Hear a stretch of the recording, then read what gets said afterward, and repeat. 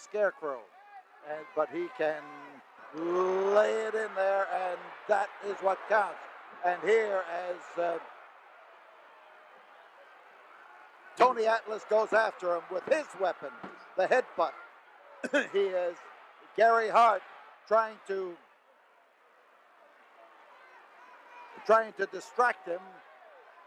We're trying to see just how tough Pak Song Nam is. It is true that he has a deadly chop and a tremendous knowledge of the martial arts, but how much can he take? Tony Atlas really squaring off and standing up to everything that's been going on. Here is Mark Lewin coming down to the ringside.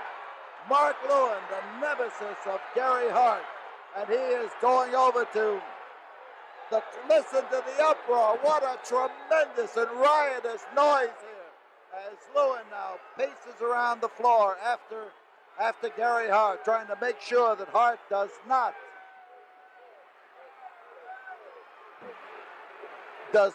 interfere in this match. But the match is still going on in the ring, and Tony Atlas is the guy who has to face the chops of Pak Song Nam. You see Pak Song as he measures him for a foot in the face. The pounding. Listen to the crowd giving Mark Lewin's tremendous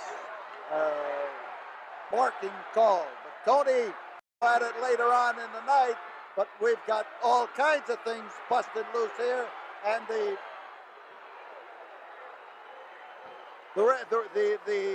referee trying to square it out. We have had one fall called against Pak Song Nam, and that fall on a disqualification. Gino Hernandez trying to get at Mark Lewin and catching it, and I'll tell you, later on tonight they're supposed to have a fence wrapped around them and go at each other, so you know about what's happening. And Mark and Gino, Atlas and Pak Song Nam,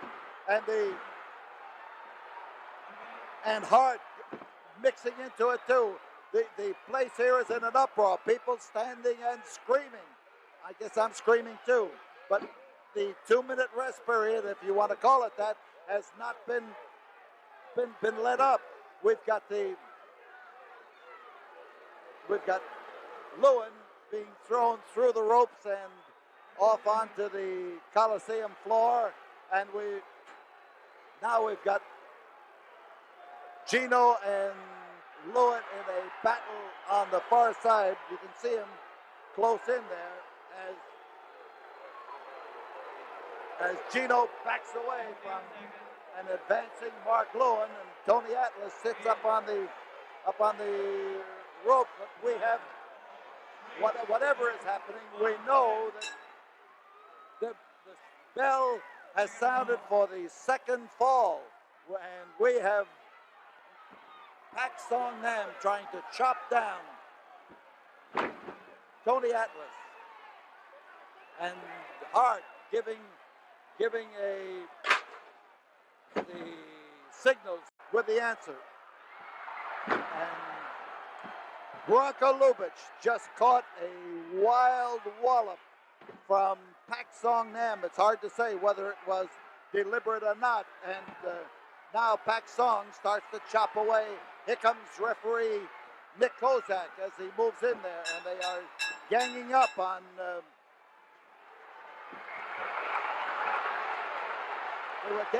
Atlas, and now it's Lewin who starts squaring away and driving wallops in all directions. Holy cow, what a tremendous battle here as Gino Hernandez comes out, and Mark Lewin turns a cartwheel to this. He's the 1 count by Branko Lubitsch. She leans in on it.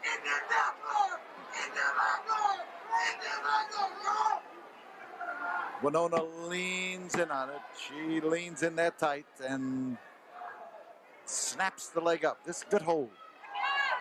And Moolah knows it. That's why she's come up with one of her own. When you reverse this hold, it gives you exactly the same hold. The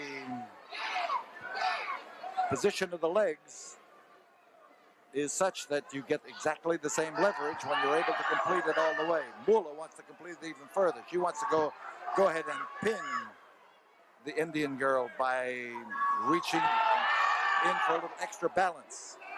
And so she leans into the hold, and she does get the balance. And she is taking every inch of advantage that she possibly can. As Moolah says, that's the way I stay champion. And underneath, we've got Bronco Lubich.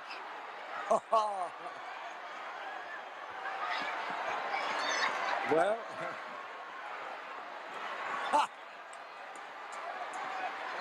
Bronco Lubich, and he's got legs and arms wrapped around him there, but there he is. He came out in true Yugoslavian style with a grimace on his face, and he doesn't know which one of them he wants to haul off and slug. Moolah has convinced him, or at least tried to convince him, that Winona Littlehart is the one who made the error, tied up the referee. I guess Bronco's kind of pleased that he has come out of this with a full skin. Indian war dance.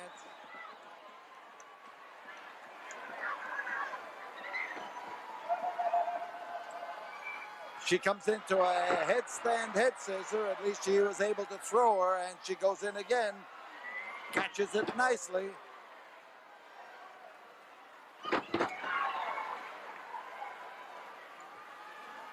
Winona trying to set Moolah up. Set her up and knock her down. Winona on top. This is the final fall. The one that wins this fall is going to be world's girls champion. That blow missed. The drop kick missed, and it gives Moolah the advantage. There's one, there's two, there's three, and we've got a free count. And we've got the winner, and still the world's girl, and he's sharp. So we're ready for the bell for the start of round number one. Timekeeper Mike Williams rings the bell, and big Bruiser Brody, a guy who has enough weight, enough power, enough speed. He's got enough of everything, I can tell you, to make any man he steps up against back up everything back into shape and have it stay there.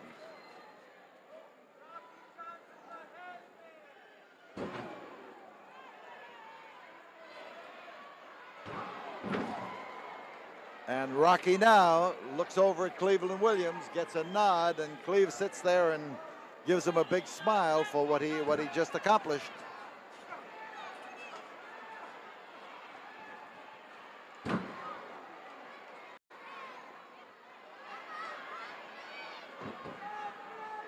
Brody sunk his teeth into him that time. And remember that no matter what the referee says or tries to do, there are no disqualifications in this match. On the concrete, Rocky.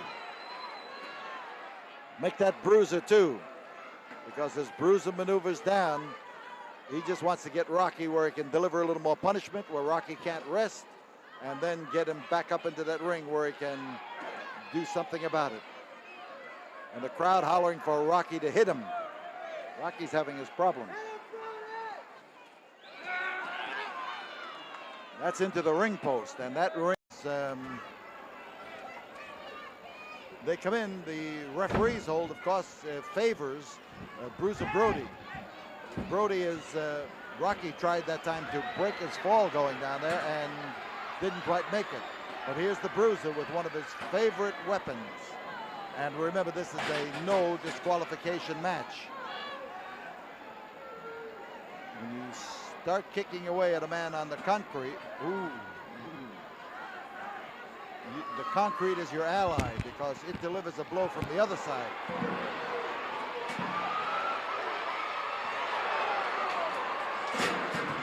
And Rocky now is giving him exactly what he had been been getting. Oh, he slid him along that table.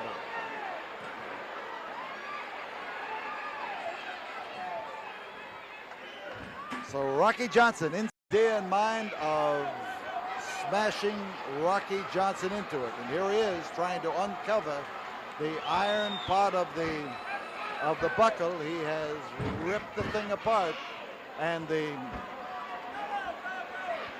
exposed the wires, exposed the turnbuckle, and set up Rocky Johnson for a solid smash into that corner. He has made a shambles of the protection that's been put on there. He has removed the protection. He has tried to expose it so that Rocky catches the full force of running his 265 pounds into that turnbuckle in exactly. And he is preparing him for the kill.